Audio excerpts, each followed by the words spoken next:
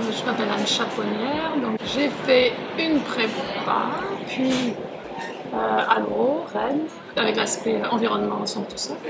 Puis j'ai pris un DEA à AgroParisTech de bioclim, et ensuite j'ai fait une thèse.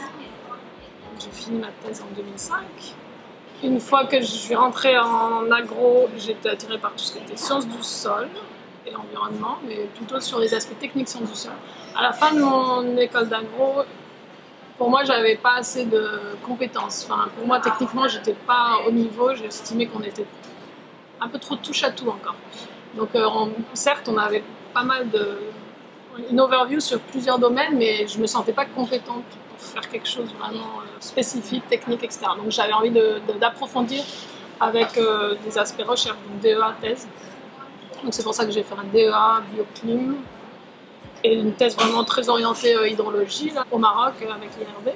Donc là, c'était vraiment des processus hydrologiques, de la modélisation, de l'analyse d'images satellitales. Donc là, pour moi, c'est là où je deviens techniquement, j'ai quelque chose à apporter sur d'autres institutions avec mes compétences techniques. Pour moi, vraiment, la thèse, c'était ce qu'il me fallait pour être compétente techniquement. J'étais intéressée par la coopération internationale, ça depuis toujours. Mes stages en agro, ça a été au Maroc, en Inde. C'était mon orientation depuis le début, du fait de aussi mon parcours de vie d'enfant. Enfin, j'ai été exposée à ça jeune et je pense que ça m'a façonné. Que ce soit IMI ou CIRAD ou IRD, donc IRD pour ma thèse, IMI pour ensuite, et puis CIRAD en Tunisie, c'est quand même de la coopération scientifique, c'est de la recherche pour le développement. Donc la coopération scientifique, il y a des vrais besoins derrière, mais voilà, j'aime bien être encore plus proche de l'utilisateur final en fait. Donc c'est pour ça que quand j'ai eu en Tunisie, j'ai eu l'opportunité de rejoindre la coopération technique allemande, très branché support au processus politique aussi. Donc c'est du conseil à des politiques publiques, des choses comme ça. Donc moi j'ai voulu rentrer là-dedans pour voir, par curiosité un petit peu, et puis par opportunité. Et en fait j'ai vraiment, je pensais y rester un an, bon ça fait 8 ans que j'y suis. Voilà. C'est parti. Donc la commission du Mékong, c'est une agence de bassin transfrontalière, donc du bas Mékong, c'est-à-dire Thaïlande, Vietnam, Laos et Cambodge. Donc il y a un agrément qui est signé.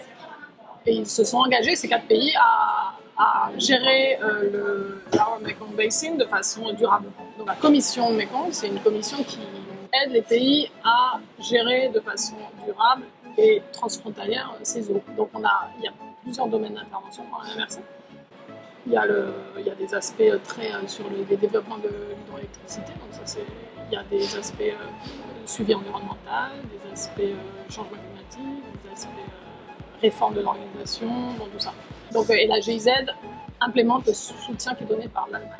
Donc moi aujourd'hui je travaille sur des projets joints, donc des projets transfrontaliers de gestion des inondations et des sécheresses, donc entre le Cambodge et la Thaïlande sur un sous-bassin qui est partagé, et où il y a des développements qui se font en Thaïlande ou au Cambodge, mais de façon unilatérale. Donc, vu qu'ils ne le font pas conjointement, il y a quand même des opportunités ratées et des mauvaises gestions. Donc aujourd'hui, les 2 pays ils ont accepté de faire ça, de planifier de façon jointe. Donc moi, je les aide dans ce processus de faire une planification jointe sur ces aspects, flood and drought.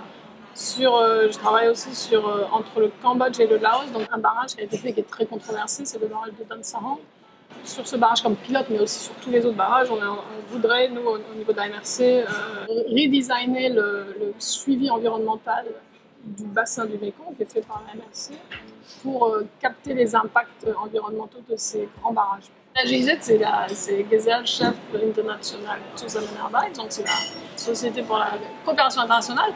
Donc c'est une énorme structure. En France, on n'a pas l'équivalent, il n'y a pas beaucoup de pays où on a l'équivalent. Honnêtement, c'est une structure super intéressante. On est dans plein de pays, on a énormément de staff national aussi, et ce qui nous donne accès c'est un staff GIZ, mais qui est recruté localement, donc qui comprend tous les systèmes politiques, qui comprend les problématiques. Donc ça, c'est très riche. Pendant les études, c'est vraiment le moment de toucher à tout, et vraiment de faire des stages, c'est le meilleur moyen de toucher à tout.